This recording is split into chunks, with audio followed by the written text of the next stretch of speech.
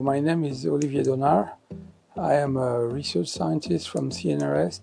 I'm just retired after 2 years, and I'm currently what we call emerite and still running on European projects. 3 European projects. One is RecoPharma, the other one is Twin, Tunisian project, and the last one is Trace Windmill.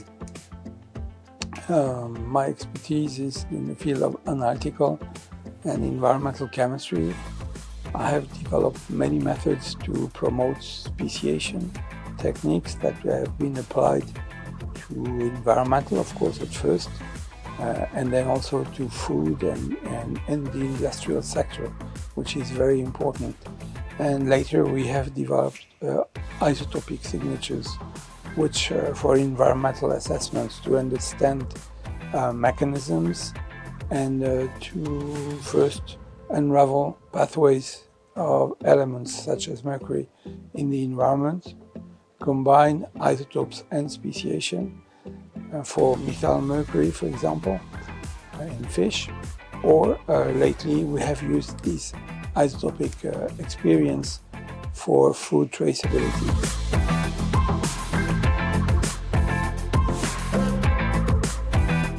My experiences working in RecoPharma project was to take the benefits of an integrated network with people from very different areas and really willing to collaborate. What was also extremely important was to address our issues with our Cuban colleagues. So I've made secondments in Cuba, and we've had many Cuban people coming here, so we have worked with them on understanding what would be the fates of pharmaceuticals for cancer in the environments or in wastewater plants.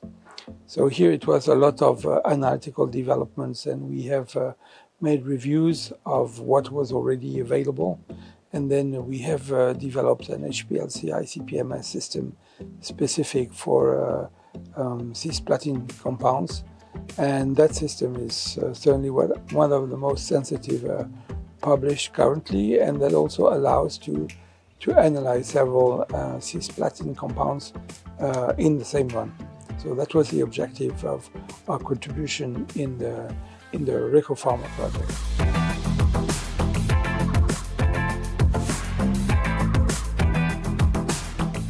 My personal experience in the second month was to go to Cuba.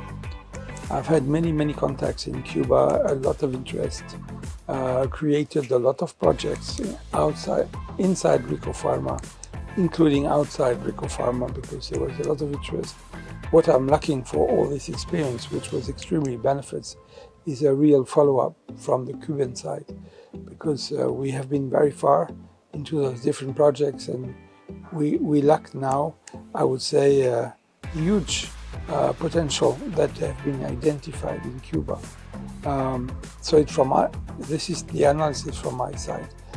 Our Cuban colleagues, I think, benefited very well from coming here, looking at techniques, understanding and merging with other people, because here is an international network, a hub, where you have a lot of people coming in and out, and during the stay, they could create and generate a lot of opportunities.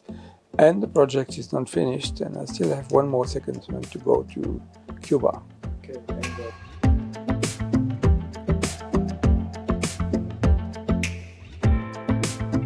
What I've learned from being in Cuba is that the possibilities of achievements are tremendously different between industry and academia.